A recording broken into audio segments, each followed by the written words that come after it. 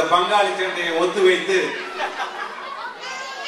Socrates Sujatha அவர்களின் முதல் புதல்வன் விமல் அவர்களை சாக்ரட்டிஸ் பிலாசபி சொன்னது போல மாற்று கருத்துகளையே சொல்லி இந்த அரங்கத்தை அதிரை போகிறார் என்று நினைக்கிறேன்.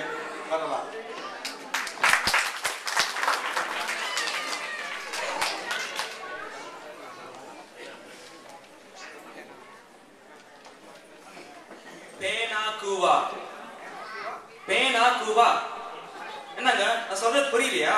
பெரியவர்களே, நண்பர்களே, குழந்தைகளே, வணக்கம் அப்படின்னு ஷார்ட்டா டெக்ஸ்டிங் ஃபார்ம்ல சொன்னேன். உங்களோட வாழ்க்கை அப்படி வேகமா தான் போயிட்டு இருக்கு.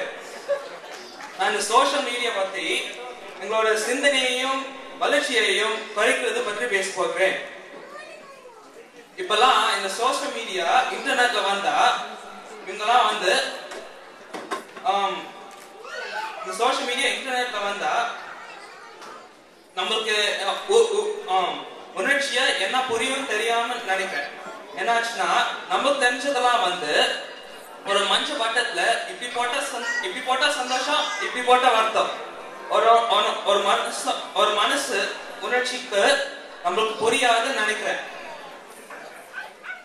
அப்புறம்லாம் வந்து இந்த எந்திரி படத்துல ரஜினி பண்ற மாதிரி கம்ப்யூட்டர்ல டவுன்லோட் பண்ணி தான் உணர்ச்சிலாம் கத்துக்கணும். நான் ஒரு வாரத்துக்கு அப்புறம் வீட்டுக்கு வரப்ப என்னோட அம்மாவோட பாசம், தம்பியின் ஆசையான கட்டிப்பிடிப்பு, என் அப்பா என்னை பற்றி பெருமையா பேசுற குரல், இதெல்லாம் நான் எந்த பேஸ்புக்ல ட்விட்டர்ல கேட்க முடியும்? எங்களோட வாழ்க்கை இப்ப எப்படி ஆயிட்டு வருதுன்னா, ஒரு செவர் இல்லாம ஒரு வீடு, எல்லாமே ஓப்பனா இருக்கு.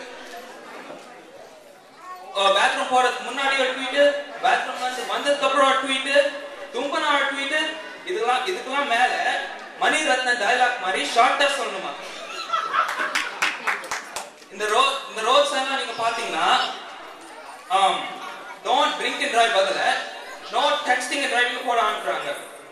இது இப்படி போயிட்டே இருந்துச்சுன்னா don't tweet and drive, don't Facebook drive போட ஆரம்பிப்பாங்க. இது இப்படிதாங்க நாங்கெல்லாம் எங்களோட உயிரை அணைய வச்சுட்டு டெக்னாலஜியை கேட்சப் பண்ணியிருக்கோம். அந்த டெக்னாலஜியை எப்படி யூஸ் பண்றான்னு பாருங்க.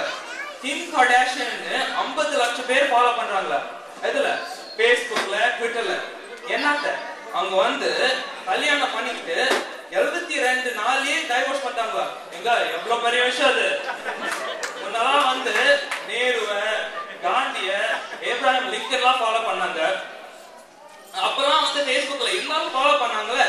இப்ப என்ன ஆச்சுன்னா இதெல்லாம் அவங்க வந்து நாட்டுக்கும் வீட்டுக்கும் தேவை. ஆனா இப்ப நடக்கிறது நமக்கு தேவைங்களா? கிம் கர்டாஷியன் வந்து டைவோர்ஸ் பண்ணா நம்மளுக்கு என்னங்க ஆக போகுது? ஆனா இவங்க ஒரு எக்ஸாம்பிள் தாங்க. இவங்க மாதிரி நிறைய பேர் இருக்காங்க. Twilight, Selena Gomez, Justin Bieber, list போயிட்டே இருக்கு. முன்னெல்லாம் வந்து நம்மளோட கோயில் மக்கள்லாம் கோயிலுக்கு சாமி மக்கள்லாம் வந்து கோயிலுக்கு சாமி போய் கும்பிட்டாங்க, சாமி கோயிலுக்கு போய் கும்பிட்டாங்க. ஆனா இப்ப வந்து அதுக்கு பக்கம் போறப்ப கும்பிடுறாங்க.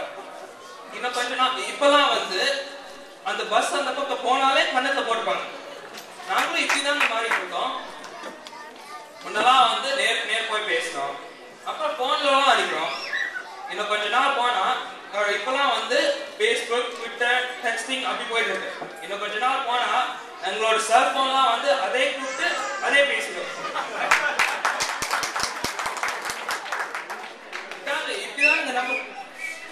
இப்படிதாங்க நமக்கு வேலை மீதி. குலர் எனிது யார் எனிது என்பர்தம் மக்கள் மழலை சொல் கேளாதவர் அப்படின்னு திருவள்ளுவர் சொன்னார். இப்ப நாங்க என்ன சொல்றோம் கேக்குறீங்களா? ட்விட்டர் இல்லை, ஃபேஸ்புக் இல்லால் என்ன இவர் பெற்றார் பிள்ளை அப்படின்னு நாங்க எங்களோட அப்பா அம்மா கேட்கிறோம். இந்த காலத்து பசங்களாம் ரொம்ப ஒபீஸ் ஆயிட்டு இருக்காங்க. ஏங்க ஓடி விளையாடு பாப்பா, நீ ஓய்ந்திருக்க ஆபாவது பாப்பா அப்படின்னு பாரதி சொன்னாரு. ஆனா அவரோட தப்பாருங்க, தமிழ சொல்லி போயிட்டாரு. உங்களுக்கு வந்து புரியல, உங்களுக்கு தான் தமிழ் தெரியாதே. இவங்க பாட்டுக்கு வீடியோ கேம்ஸ் இது அதுன்னு பண்ணிட்டு பொட்டேட்டோ சிப்ஸ் வீட்டுல உட்காந்துட்டு சாப்பிட்டு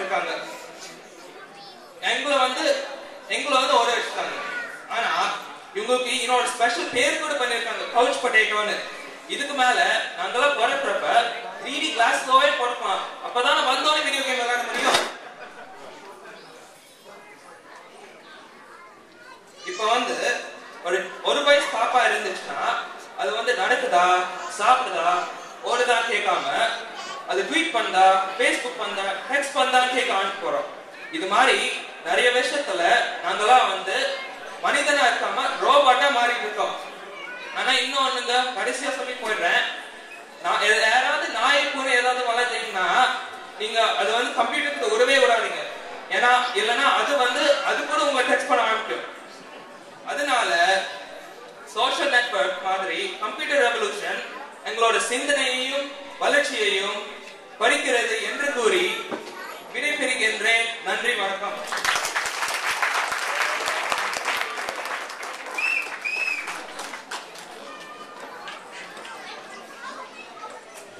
விவேக் அவர்கள் இந்த